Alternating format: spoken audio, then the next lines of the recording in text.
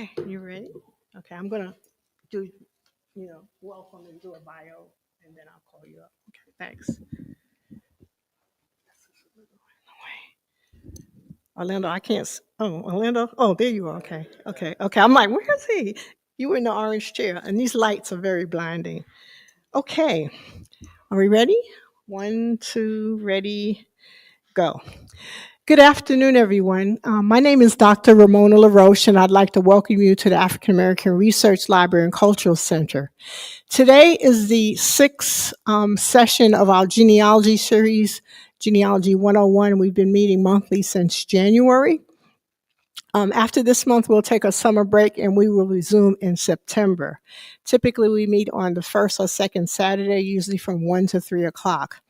We also usually meet in our computer lab, but today, because we have a special guest that came all the way from Tallahassee, we were expecting more people than the lab would accommodate. So we're now in our gallery room B. We're streaming live as well today because we knew that sometimes people want to be here, but they can't necessarily be here. And with that, gives us more global access so people can watch us from wherever they are in the world, actually. So today I'm really excited because we have a guest from the State Historic Cemetery Office, and she's going to tell us a bit about her program.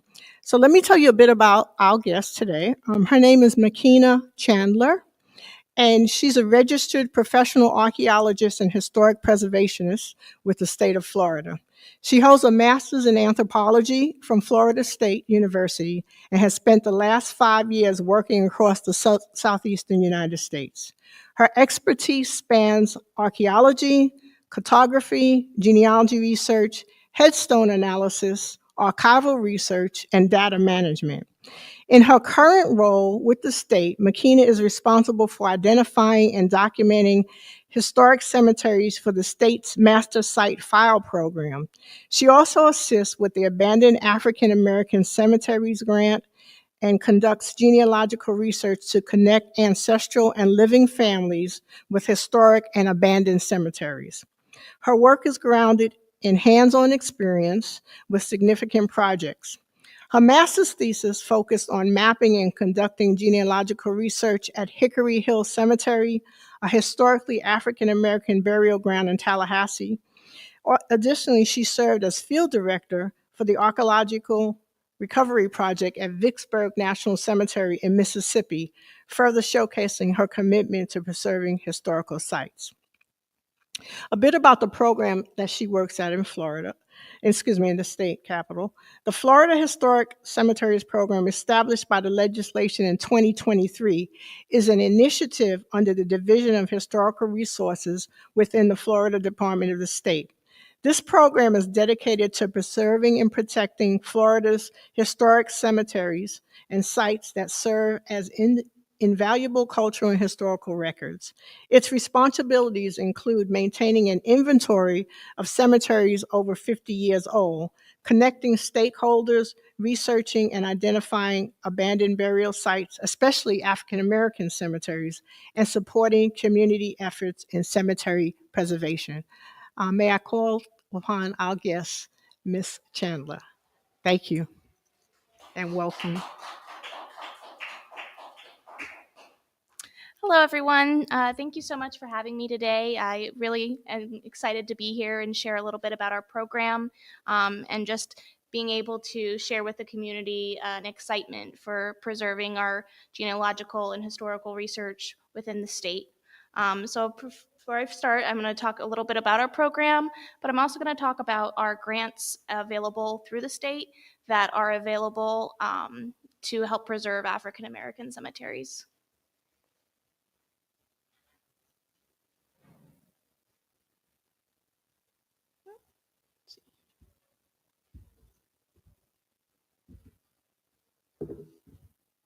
So our mission as the program with the Florida Historic Cemeteries program is to serve as a governmental center, encouraging municipalities, planning departments, colleges and universities, community organizations, and other stakeholders to work together to preserve, rehabilitate, and share information regarding Florida's historic cemeteries. So our team is made up of three people. My boss, Patricia Myers, she is a master's, holds a master's in forensic anthropology, bioarchaeology, and she specializes in cemetery studies. She's not pictured in this photo, but she is the leader of our program. And then my coworker, Joyce Jefferson, holds a master's in history. She is a historian focused on oral histories, documenting underrepresented communities, and works a lot with public outreach. And then, of course, I am the one on the left here, and the archaeologist that's focused on GIS and mapping and things like that.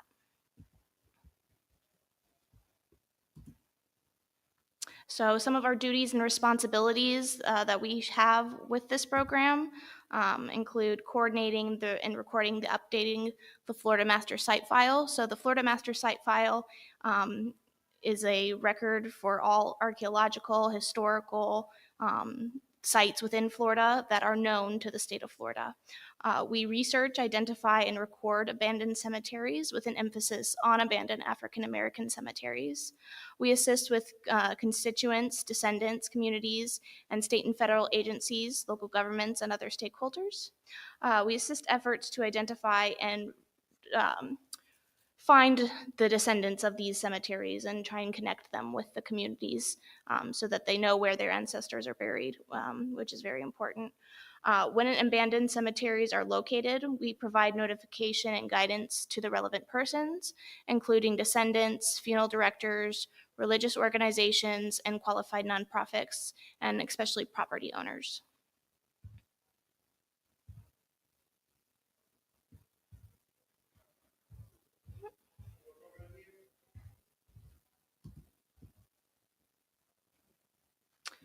So a little bit about the cemeteries or the Florida Master Site File.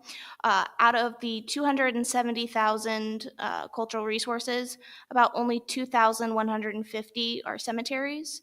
So our program really is trying to focus on getting these cemeteries recorded within the state. One of our main projects that we've done in the last year was to review online sources such as Find a Grave, historical aerials, maps, Google Earth, and looking at community and county records.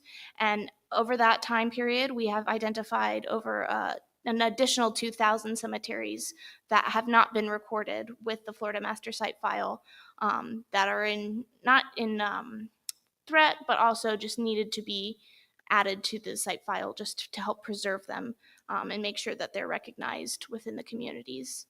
So to do this, we reach out to landowners prior to recording this cemeteries, and they will receive a letter in the mail basically stating all the laws that are applicable to cemeteries within the state of Florida and just the duties and responsibilities of the landowners.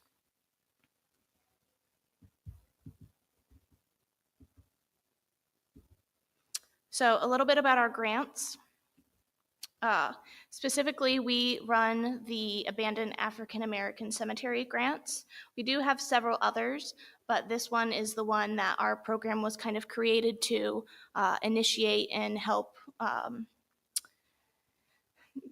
guide, I guess. The preservation of abandoned African American cemeteries. You can request up to $50,000 in a 1 year period. It is subject to legislative appropriation, so it has to be approved by the legislator. But with this grant, compared to the other ones that we have within the state, there is no match requirement, so the applicant does not have to put up any money in order to receive funding.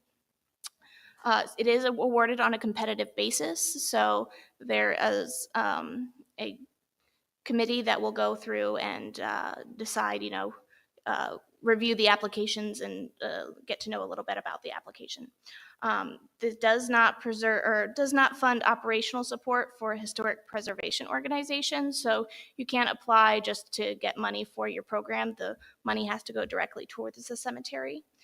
The legislator determines the amount appropriated annually. So at some point, the $50,000 may go up, it may go down. It just depends on what the legislator agrees to. Then the Abandoned African American Cemetery Grant guidelines, and they policies and procedures.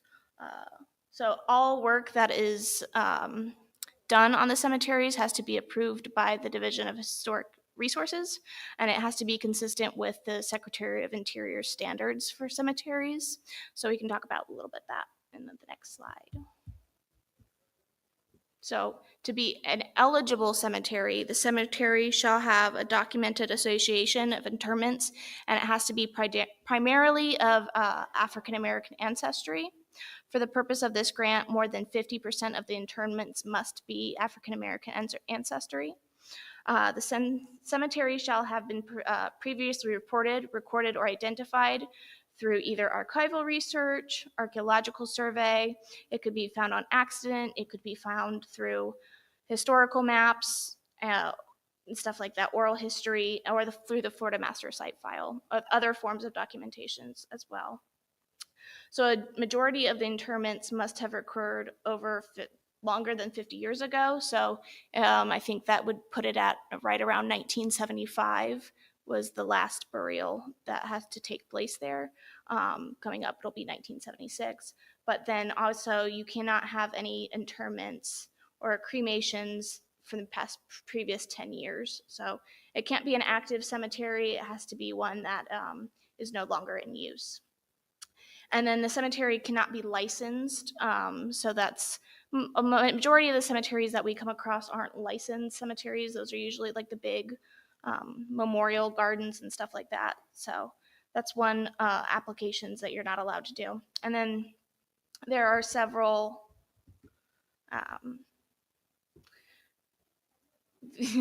the applicant eligibility, you must either be a research organization, an institute, college or university, or a qualified nonprofit.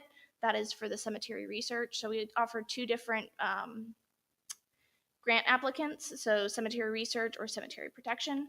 The applicant organization must be a qualified nonprofit. So I know in Jefferson County, they have put together a lot of nonprofit cemetery associations to help preserve and be qualified to get these grants. So cemetery research, and I think that's what a lot of people here would be interested into learning about. It's for genealogical and historical research necessary to identify and conduct relative descendants of persons buried in the abandoned African American cemeteries. So you can hire a professional genealogist. Death records in Florida are only available up until 1939 publicly. After that, they do have to be ordered through the state of Florida, and it can be quite pricey when you're looking at several hundreds of people that you're trying to collect data on. So that's one way with this grant that you can get those things funded. Recording oral histories, so going out to communities and finding the descendants and learning about the cemetery and asking about, what do you remember and what can we put together to, preserve this history. And then also historical newspapers. So a lot of the like newspapers.com and stuff like that, there is like a paywall behind that, but with the grant, you can be able to fund the retrieval of those kind of things.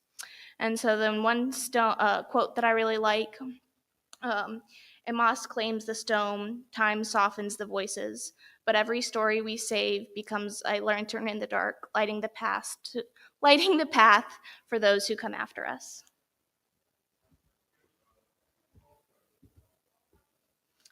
So one example that we have, a group that has applied and received funding for the research protection is the Pinellas Genealogical Society.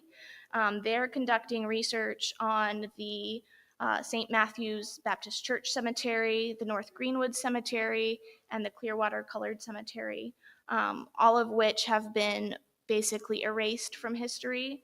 They now sit under buildings and parking lots. And so because they have disappeared, we don't have the headstones anymore. And a majority of the burials did take place between 1935 and 1940. And because of that, a lot of the death records have not been kept, and so they're hard to find. They have identified more than 593 burials that took place in this area. And so their goal is to identify who's buried there and then contact the descendants and, try and get them connected with this cemetery so they know, where their family is and how they can then honor their ancestors to be protected in the future.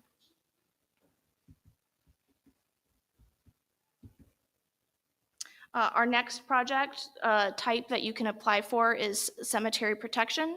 And so this really is more of a grounds-on, hands-on kind of grant type because we have two different grant types. So this one really works to repair the headstones, go in and clean up the cemeteries, take out invasive vegetation such as like trees that could be harming the headstones or the burials. Things you can do is like erosion control. And one really popular project that people use with this is a GPR survey, which is ground penetrating radar. And that basically is a machine that rolls over the ground. It's non-invasive, so it's really good to help preserve the cemetery. But it will identify all possibly unmarked burials. So that's something that can actually like look at the cemetery, look at below the ground to see, how many people are buried in the cemetery, and then use that as a way.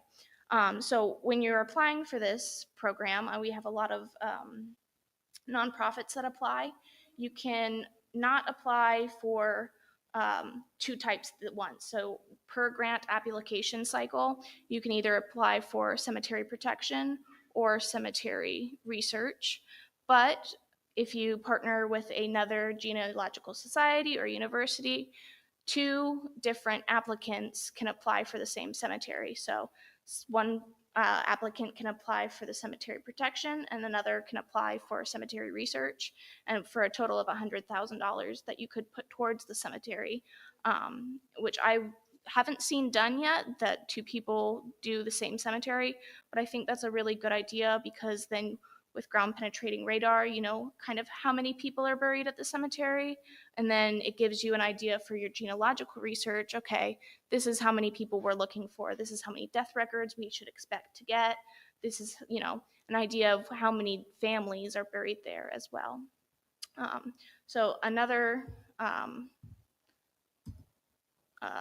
applicant is the Line Street Cemetery, and that was through Melbourne.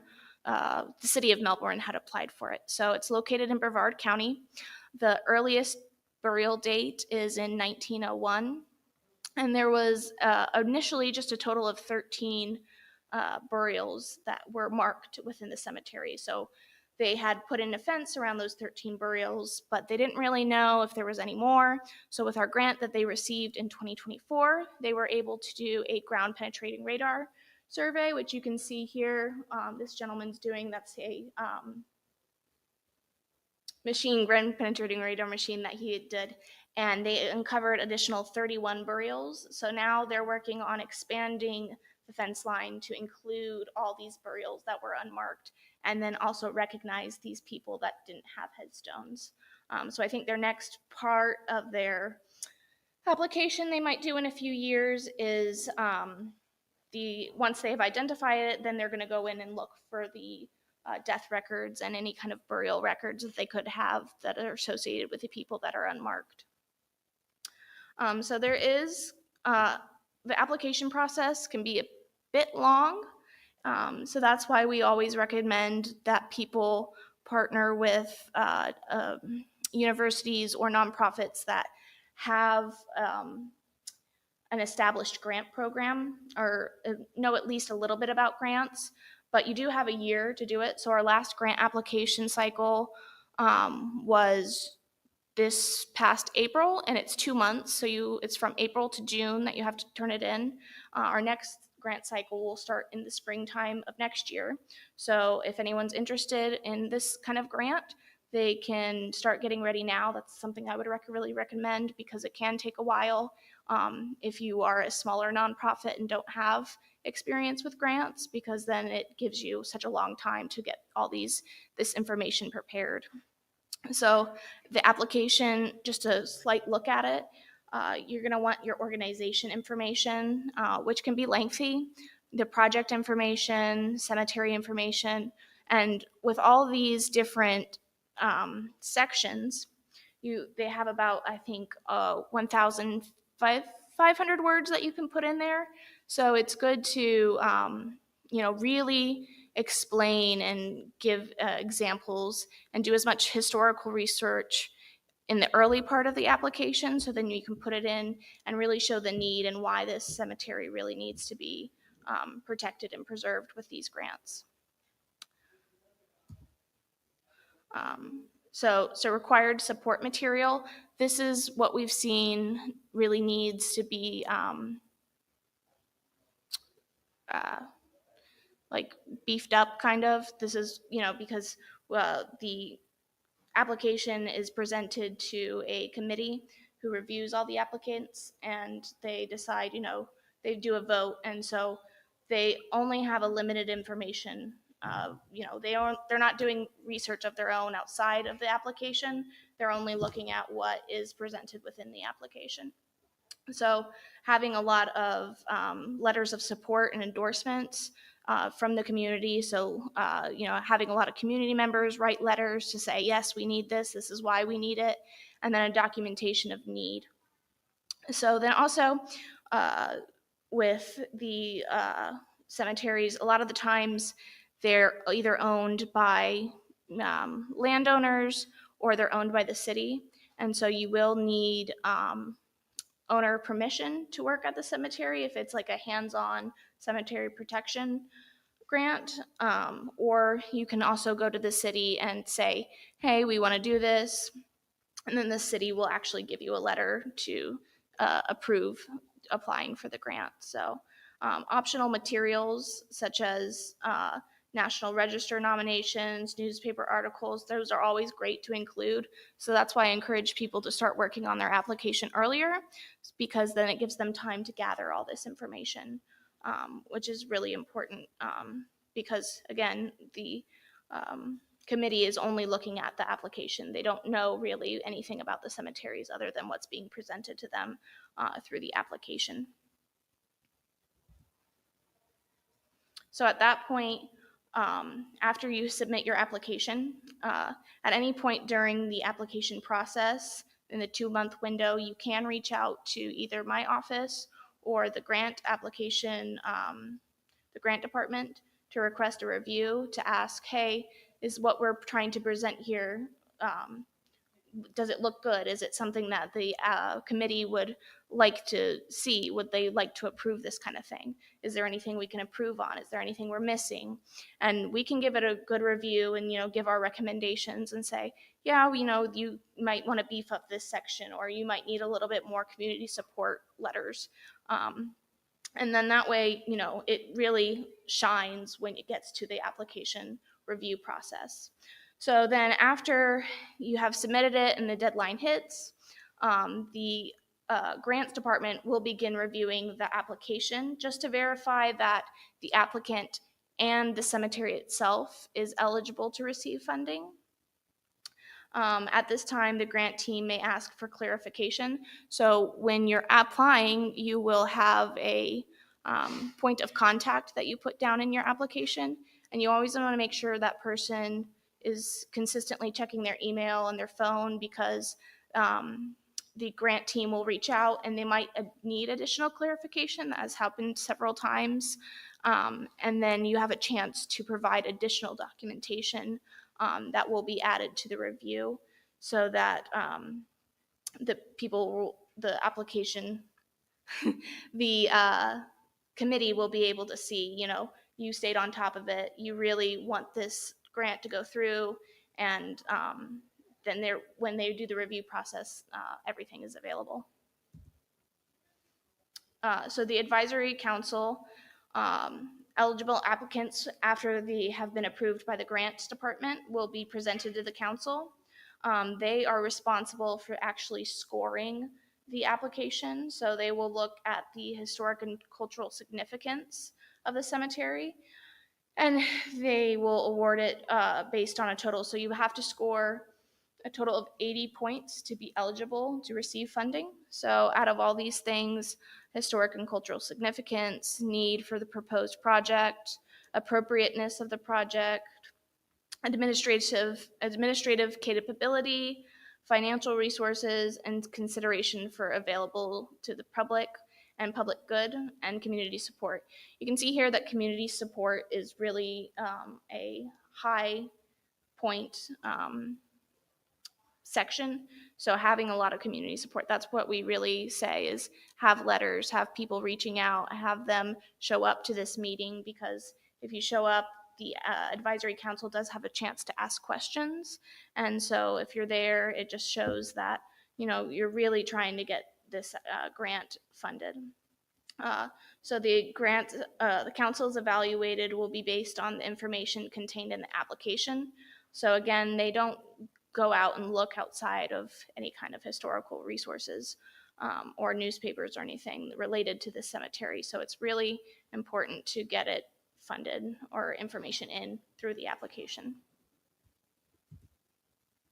And so some of the different things that you would think could be funded with a cemetery resource grant can be, but then there's also things that you can't get funded.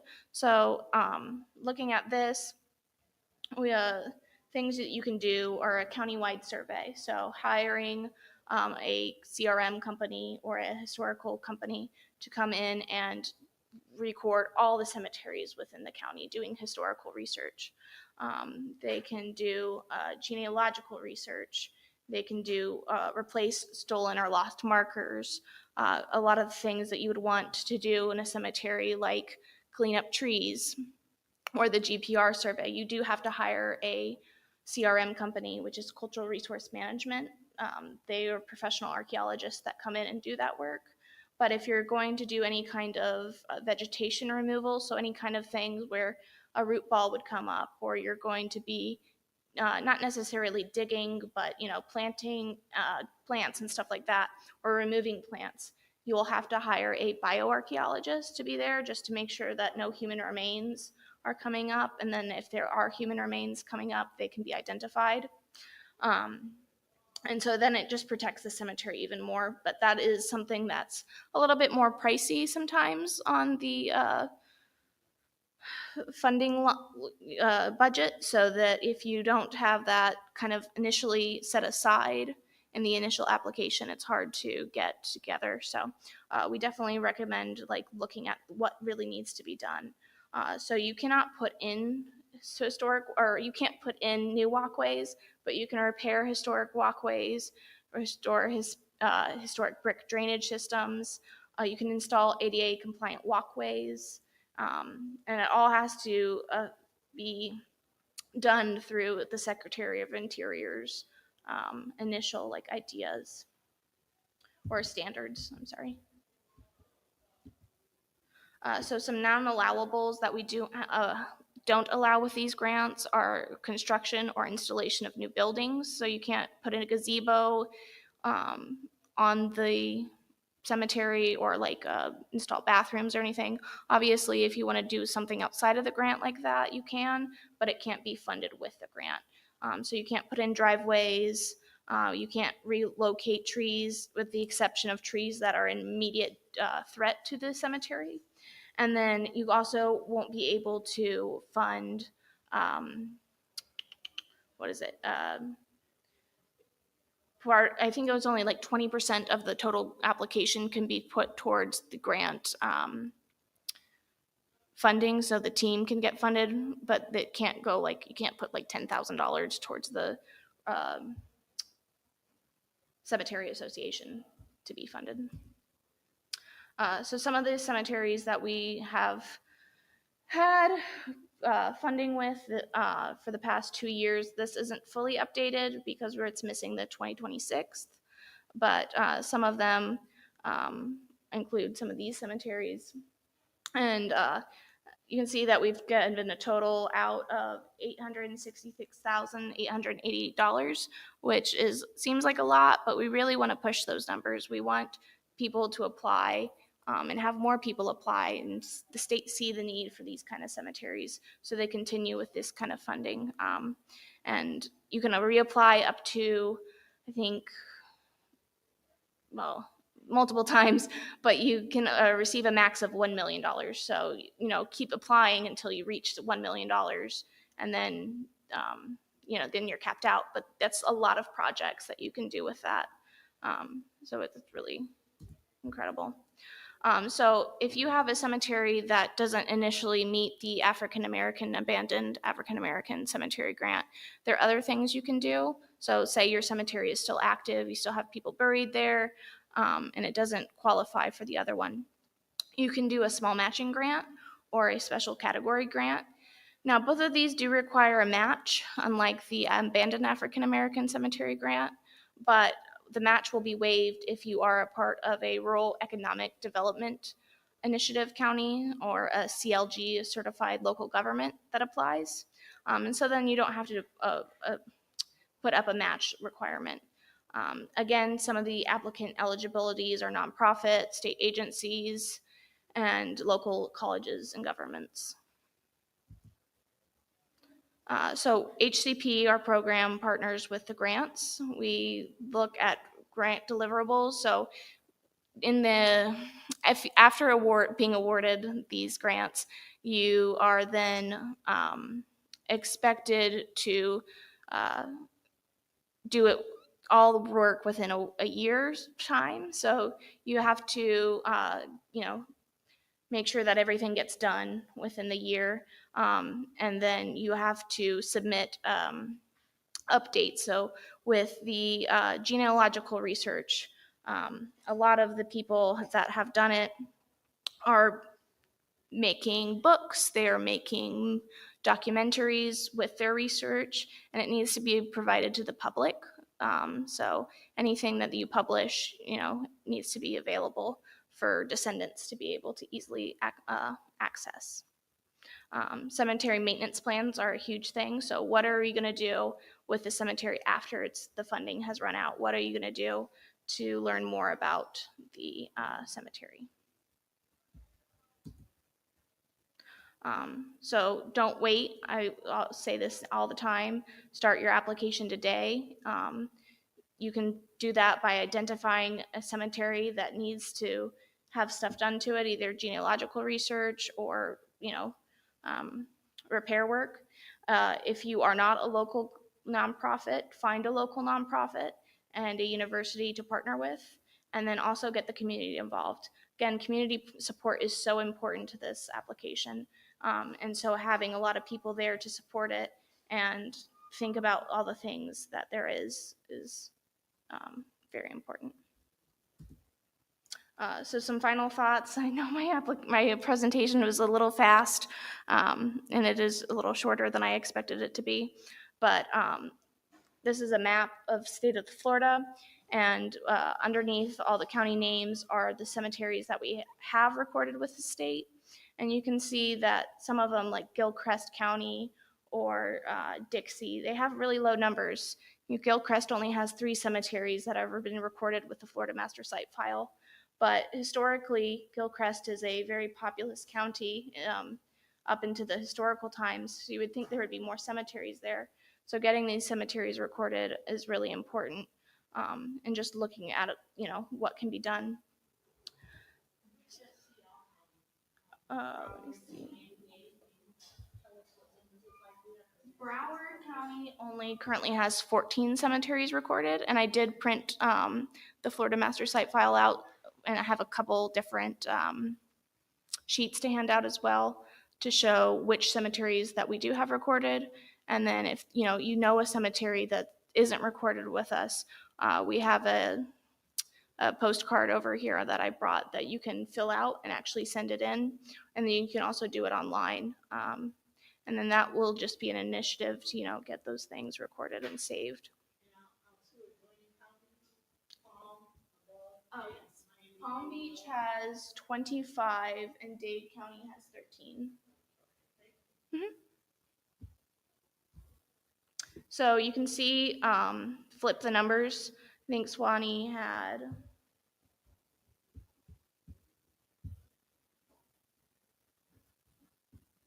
5 cemeteries recorded with the Florida Master Site File, but the county itself has 116 cemeteries recorded that we don't have. And so, getting those cemeteries recorded with the state helps, preserve them for the future. So, yeah. I'm sorry that this was a very short presentation. I expected it to be much longer. But yeah, if anyone has questions or anything.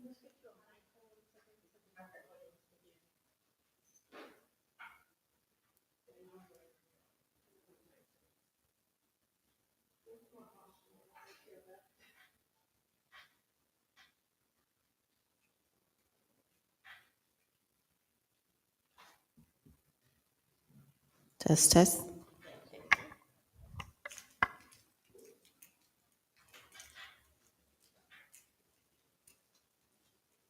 Okay, thank you. So thank you for your presentation. Yes. It's very interesting. So I'm wondering, when the grave sites are discovered by contractors that are building, what is their responsibility to the families of those whose loved ones exist on those grounds? Yes, so that's a great question. If human remains are found during, or even headstones are found during a construction project, it's their responsibility to stop what they're doing and contact local law enforcement. At that point, local law enforcement will determine if they are historical or recent burials.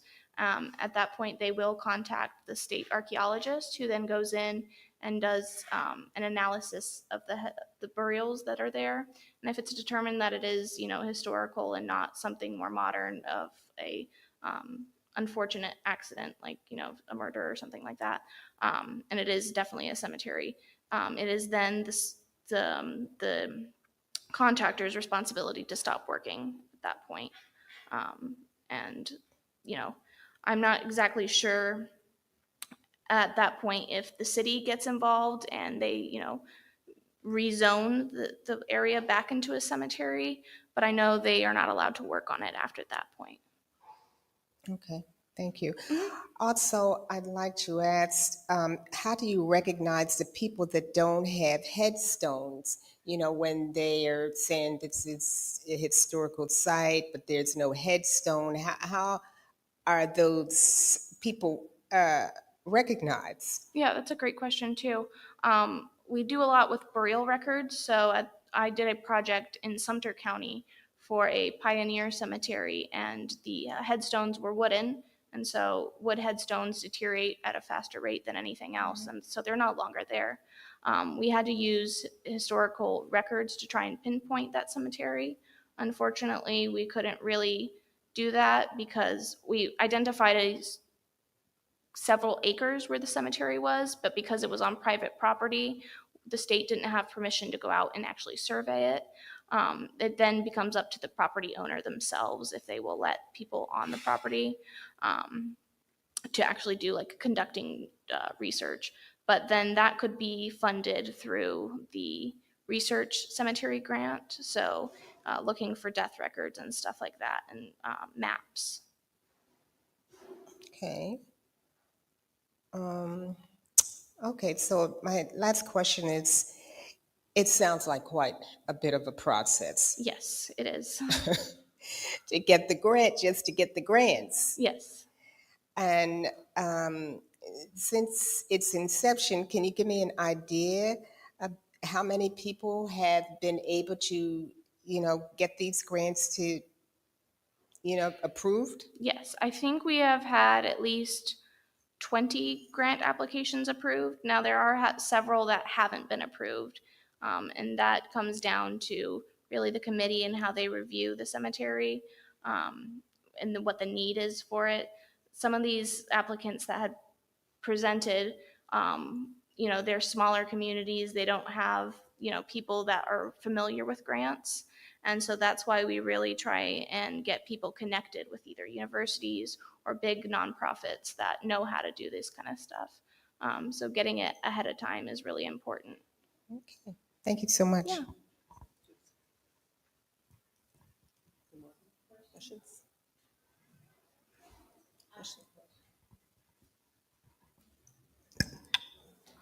Thank you for the presentation. I'm wondering, how do you find out the last burial at a cemetery?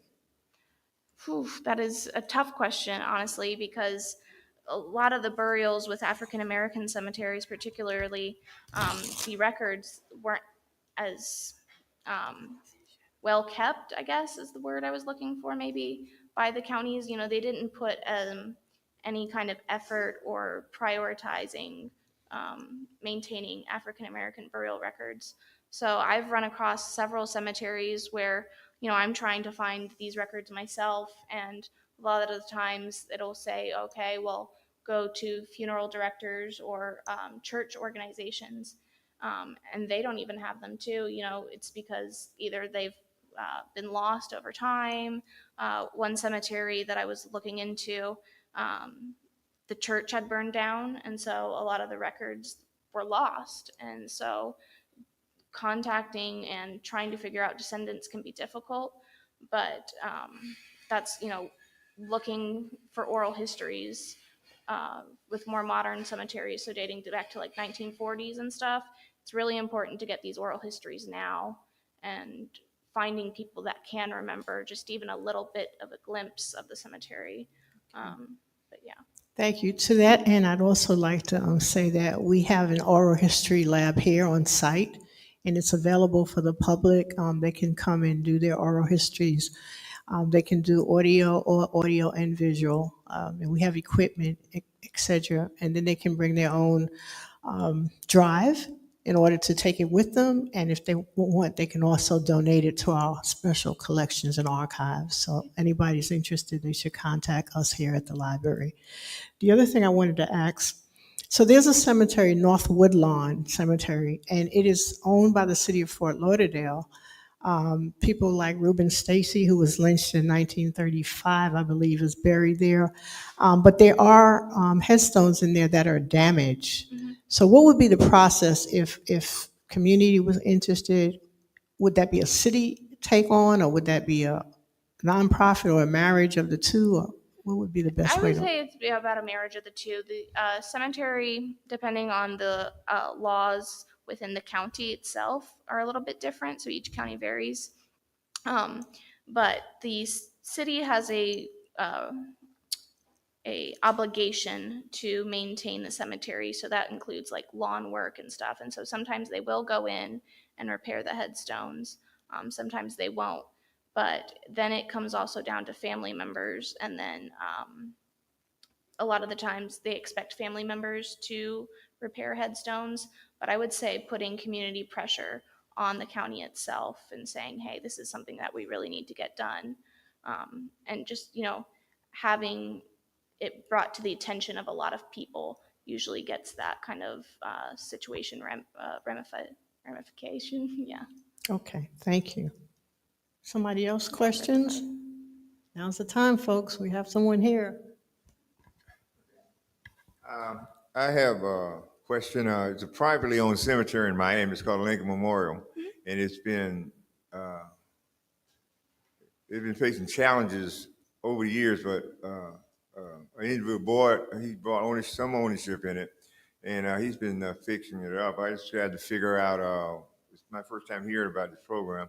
I'm going to go down there and talk to him about it. So the point of contact is you, right? Yes. Yeah. Okay. So now I'll get with you and him, and we'll look at. I got eight relatives down there buried. You know, and That is a lot. matter of fact, the first black millionaire is buried there too. Oh, So wow. it's a significant burial site. So Definitely. I'm excited about hearing about the program. Yes.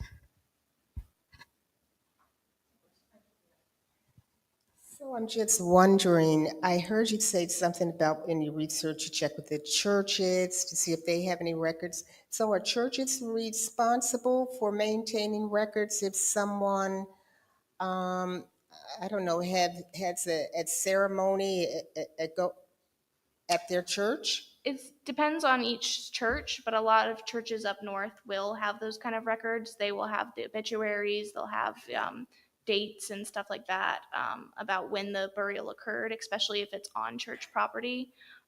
But a lot of the early burials within African Americans took place with pallbearer cemeteries. So pallbearer associations should have records like that as well. Very interesting. Thank you. I wanted to know, given the state of politics now, Yes. how has this program been affected here in our state, if it hasn't at all? Honestly, it really hasn't.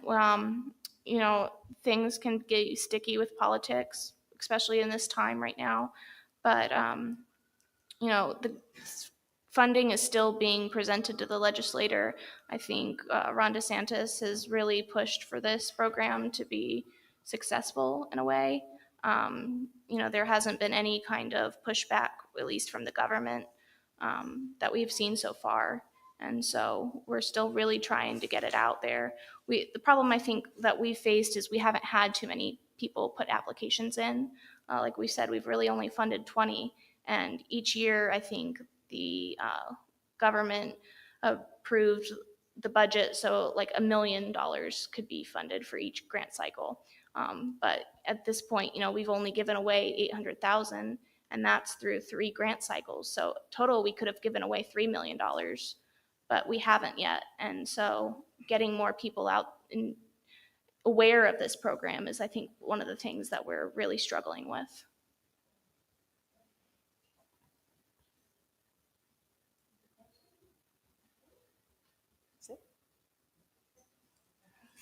Yeah, thank you.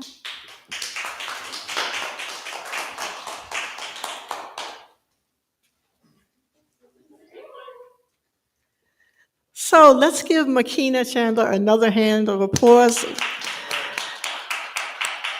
The information that she shared today is very important, and it's not many of us here, but those of us that are here have certainly taken in a lot, and I know it has stirred up some interest and excitement. We have some of our local genealogists, some of our real estate owners in the community. So we're excited, and we're going to end now with the live streaming. We want to thank everyone that participated today here live in our audience as well as online.